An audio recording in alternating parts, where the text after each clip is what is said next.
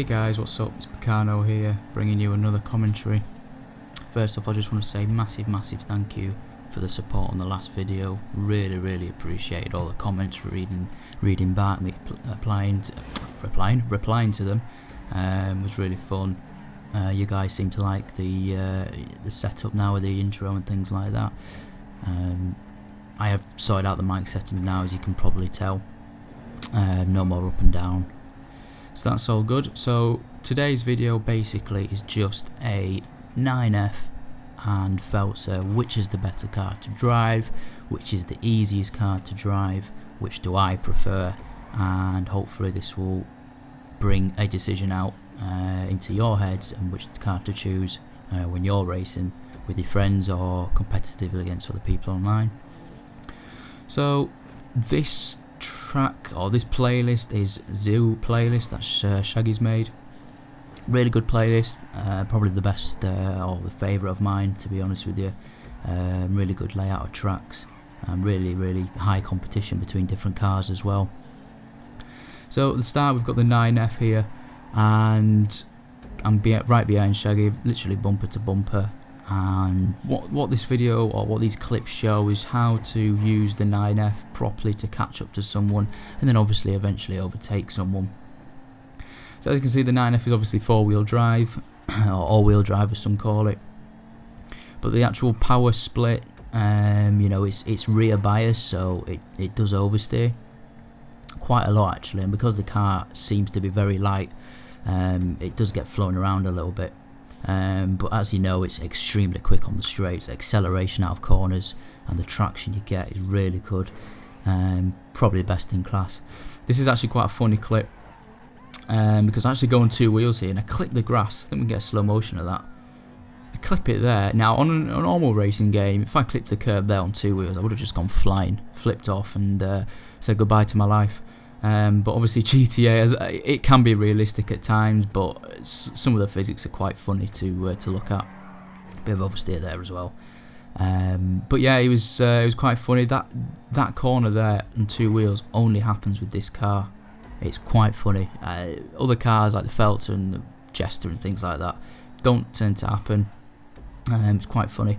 But yeah, you can see I'm catching up to someone now. I think Sean's in front. I do believe he's using off-road tyres, which is why he's really hard to catch up to. Having said that, he's one of the quickest racers I've ever played against, so you know he's hard to catch up anyway. But the trick with the 9F obviously is to be patient. Now that's quite, you know, an obvious thing to say. However, this car, because it does like to twitch and it does like to go in places that you don't want it to go, it is the way to do it, unfortunately. And the best advice I can do is to feed the power slowly, just like with any hard car to drive. You don't just want to be rolling it into corners, especially bumpy corners, because the car just flicks about, and you've basically no control of it whatsoever. So by applying some power, so like a quarter of your throttle or your trigger on your controller, you're actually allowing the car to straighten up and allow it to not get hurt by the bumps and things like that. And the brakes on this car, again, obviously help with that. So if you're in a sticky scenario, you know, you can just literally hold on the brakes, and it's got one of the best brakes in class. So you know, you're always going to come to a full stop really quickly. Bit of oversteer there due to the bumps. As you can see, Sean went off. I think he's got off-road tyres, like I said, which does eliminate that, but it doesn't make that much of a difference really. Just on certain scenarios like that, it can do. But yeah, I mean, the 9F personally is my favourite car, if I'm honest with you. I believe it's the most rewarding car. Sean there on two wheels again. I told you, it always happens in this car. But yeah, the 9F is my favourite car. I prefer how it drives to any other car. It does acquire a lot from you, but at the end of the day, I think it's one of the best feeling cars as well to actually drive on this game. Looks wise, obviously looks is just a personal thing, but I think it's up there. Probably the Massacro is better looking, but I think the 9F is really good, obviously resemble of the R8 in real life. But I mean, I'm actually struggling to overtake Sean. He does pull away from me from a few corners. I can see now he just lets go on the straight really hard. But at this corner coming up now, you see I do brake in quite a lot, and the car does sort of oversteering. However, because it's got mad acceleration, you can sort of get away with it a little bit. So if you do oversteer, obviously this car here can sort of gain a bit back from it. So that's always a good thing. So now you can see obviously the Feltzer. Now this car used to be back on last gen, obviously the car to go to in racing, apart from the Elegy obviously, which people don't use, not because it's overpowered, it's just because it's boring now, and people sometimes just don't like the feel of the car. I personally don't either. So the Feltzer is probably the most consistent car, really, in my opinion, and some could say the Jester race car is, but that car's just a bit boring as well. If a car you want to have a good feel through it, through the corners, but also give you a good competition and actually go for the win, then the Feltzer I still recommend is the best choice.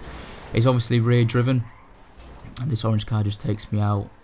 I don't know what he was doing there, but anyway, so yeah, I mean the car's rear driven, so in theory it's a harder car to drive than the 9F, because obviously all-wheel drive, even in real life, it's in theory it's always got, you know, the most traction out of corners and things like that, because you've got four wheels applying down the power. But with the Feltzer, it feels like a heavier car. I believe it is the heavier car in the game, and it doesn't seem to oversteer that much compared to the 9F. The 9F is obviously very light. This car here, you can carry so much speed through the corners. Again, you've still got to apply half throttle depending on the corner you're going for, but the car itself doesn't seem to flick out, especially under braking. It does seem to keep in line nice and steady, which is a real bonus, especially through bumpy sectors like this. I mean that's crazy, that corner. If you mess up there, even in this car, really, you can spin, but you're not going to spin as much as say a 9F. So the Feltzer used to be obviously the go-to car. At the moment, I'm always trying to use a 9F because I believe that car is in competition with this. In fact, the 9F can beat the Feltzer. Good driver against good driver, the 9F can come on top. But then you can always argue that the Feltzer is, you know, can come on top as well. It's 50-50. The Feltzer, I believe, is better around fast corners. 9F can twitch a lot. 9F obviously dominates in terms of acceleration, especially through tight hairpins and things like that. But the Feltzer is the more stable car. Good looking car actually as well, obviously off the Mercedes. But yeah, this was quite funny, a bit of a hop there, and then this just pissed me off. Because we've been running seed, the grapeseed area for the F1, obviously there's no lamppost there, and this was the first playlist or first tracks that we did, obviously revolving around lampposts, and that was the first lamppost to hit me, and it did hit me, and it got me. And yeah, that was a really good, interesting battle, really, between the two cars. So like I said, 9F is my personal favourite. I believe it's the better car now that we've exceeded all the sports cars. If you are a good driver, you will actually love it. It's a car that you just love. Feltzer is always going to be the most popular car, I reckon, for racing, and it's a good car to actually get used of. And then if you want to obviously upgrade to the 9F, you can do that. But yeah, it's really good, and I really hope this helped you. Like I said, show me some love down below, and not like that obviously. But yeah, it's great doing this, and I really appreciate the feedback, and I hopefully see you on the next one. Cheers guys.